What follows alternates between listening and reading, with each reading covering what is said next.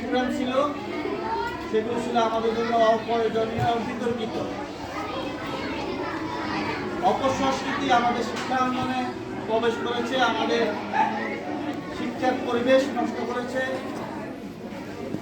যা কিছু আমাদের জন্য প্রয়োজনীয় তা থেকে আমাদের সন্তানরা অনেক দূরে ছিল। আজকে আমরা মনে করি আগের তুলনায় একটি সুন্দর পরিবেশ তৈরি হয়েছে। আমরা যদি একটু চেষ্টা করি আমাদের সন্তানরা সুশিক্ষায় শিক্ষিত হওয়ার মতো একটি পরিবেশ আমরা খুঁজে পাব। সেক্ষেত্রে অভিভাবক, ছাত্রছাত্রী এবং আমাদের শিক্ষক মন্ডলী তিনটি পক্ষের একটি ভালো সমন্বয়ের প্রয়োজন।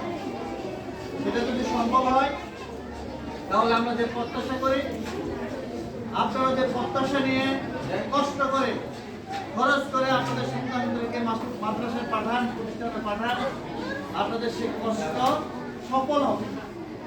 আর যদি আমরা অবহেলা করি, আমাদের মধ্যে যদি সমন্বয় না ঘটে, আমরা যদি সচেতন না হই, তাহলে কিন্তু আপনাদের সন্তানরা কিন্তু আপনাদের প্রত্যাশিত জায়গায় যেতে পারবে না।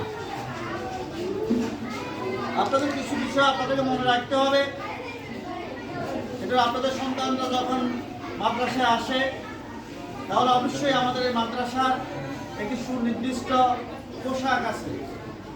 আপনাদের সন্তানরা যারা সে পোশাক পরিধান করে মাদ্রাসায় আসে, এটা খুবই গুরুত্বপূর্ণ। কারণ আসা যাওয়ার পথে যদি আপনার সন্তান কোনো সমস্যার মুখোমুখি হয়, তাহলে সেক্ষেত্রে যদি আপনার সন্তানের গায়ে আমাদের মাদ্রাসার যদি পোশাক থাকে, তাহলে সহজে আপনার সন্তান কারো না কারো সহযোগিতা পাবে, অথবা আমরাও খবরটা পাবো, আমরা আপনার সন্তানকে সহযোগিতা করার জন্য এগিয়ে যেতে পারবো। কিন্তু গায়ে যদি পোশাক না থাকে, তাহলে সন্তানের পরিসর সম্পর্কে কেউ অবগত হবে না সহজে, আপনার সন্তানও কারো সহযোগিতা করতে এগিয়ে আসবে না। এ বিষয়ে আপনাদেরকে গুরুত্ব দিয়ে দেখতে হবে। দ্বিতীয়ত, আপনার সন্তান নিয়মিত ক্লাস করে কিনা সেটা একটি গুরুত্বপূর্ণ বিষয়। সে মাদ্রাসার ছাত্র অথবা ছাত্রী কিন্তু নিয়মিত ক্লাসে আসে না। যদি নিয়মিত ক্লাসে না আসে তাহলে তো সে শিক্ষা থেকে বঞ্চিত হবে। অন্যদিকে যেহেতু আপনি বেতন দিয়ে আপনার সন্তানকে এখানে পড়ান, আমাদের শিক্ষক মন্ডলীও নিয়মিত ক্লাস নেয় কিনা এই খবর রাখার দায়িত্ব কিন্তু আপনার রয়েছে।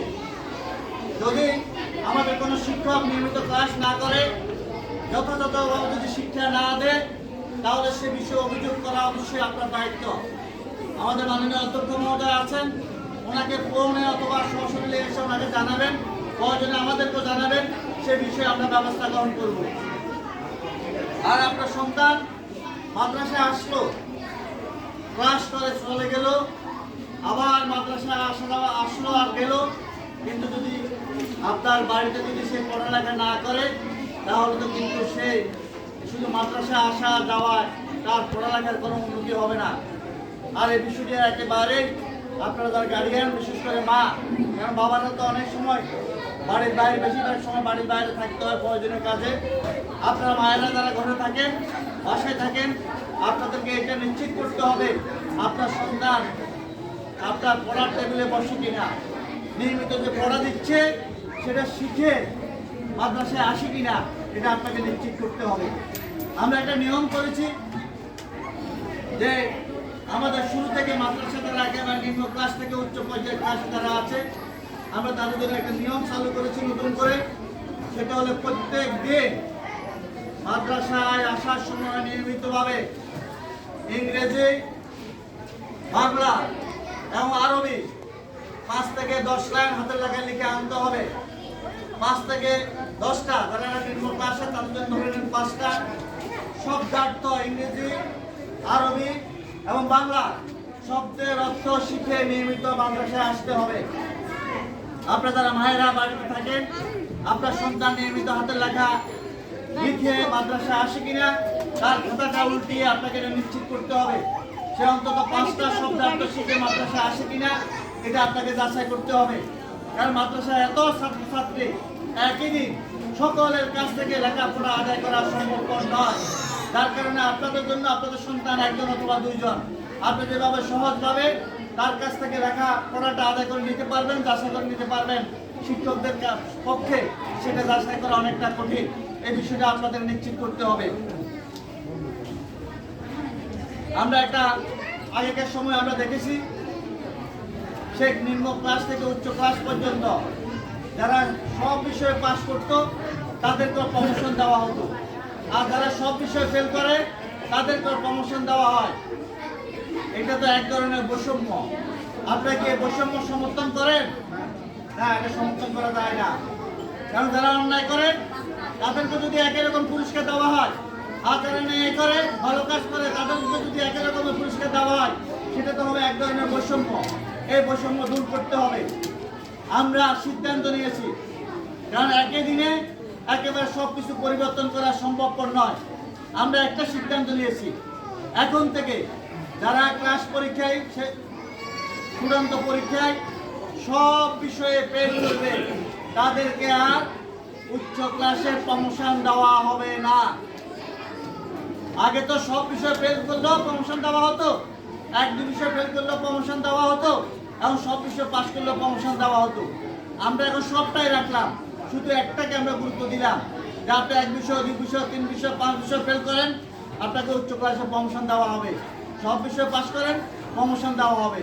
কিন্তু আগের মতো যারা সব বিষয়ে ফেল করার পরেও প্রমোশন পেতেন, এখন থেকে আর যারা সব বিষয়ে ফেল করবেন তাদেরকে প্রমোশন দেওয়া হবে না। এই বিষয়ে আপনারা একমত আছেন? ধন্যবাদ আপনাদেরকে।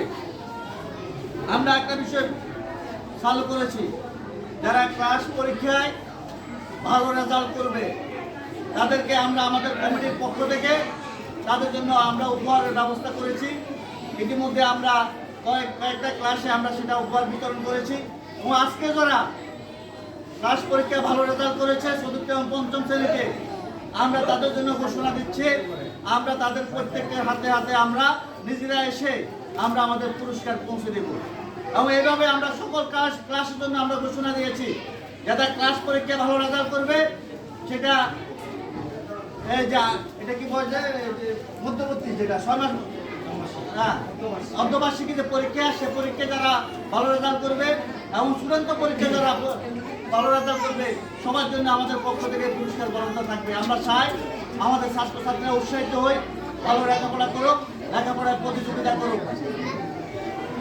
আর আরেকটা বিষয় আপনাদেরকে জানিয়ে দিতে চাই, আমরা আপনাদেরকে আগেকার সময় এরকম প্রচলন ছিল, যারা সব বিষয়ে পাস করতো তাদেরকে দাখিল চূড়ান্ত পরীক্ষায় ফর্ম ফিল আপ করার সুযোগ দেওয়া হতো।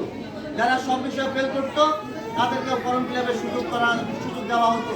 বিশেষ ক্ষেত্রে আমরা দাখিল এবং আলিমের কথা বলতেছি, আমরা আগ থেকে আপনাকে জানিয়ে দিতে চাই। সেটা হলো, আর এখন থেকে যারা সব বিষয়ে ফেল করবে অথবা অতি বেশি বিষয়ে ফেল করবে তাদের কাউকে দাখিল এবং আলিম পরীক্ষায় ফর্ম ফিল আপের সুযোগ দেওয়া হবে না।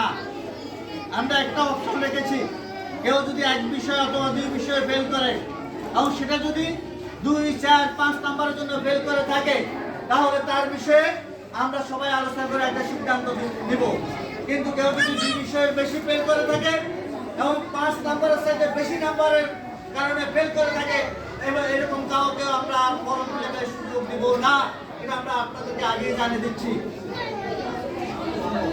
আমাদের এমন অনেক ছাত্রছাত্রীকে আমরা পেয়েছি, তাদের অর্ধবার্ষিকী পরীক্ষা শেষ হয়ে গেছে, বার্ষিক পরীক্ষা ঘনিয়ে আসছে, কিন্তু তারা তাদের প্রয়োজনীয় বইপত্র এখনো ক্রয় করে নাই।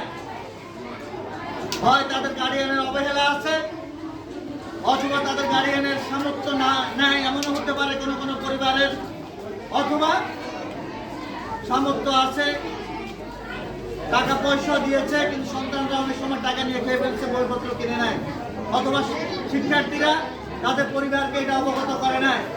আমরা আপনাদের প্রতি অনুরোধ করব, আপনাদের সন্তানের প্রতি নজর রাখবেন, যাতে করে তার প্রয়োজনীয় যে সকল বইপত্র কিনে দেওয়া দরকার সেটা বছরের শুরুতে যেন কিনে দেওয়া হয়।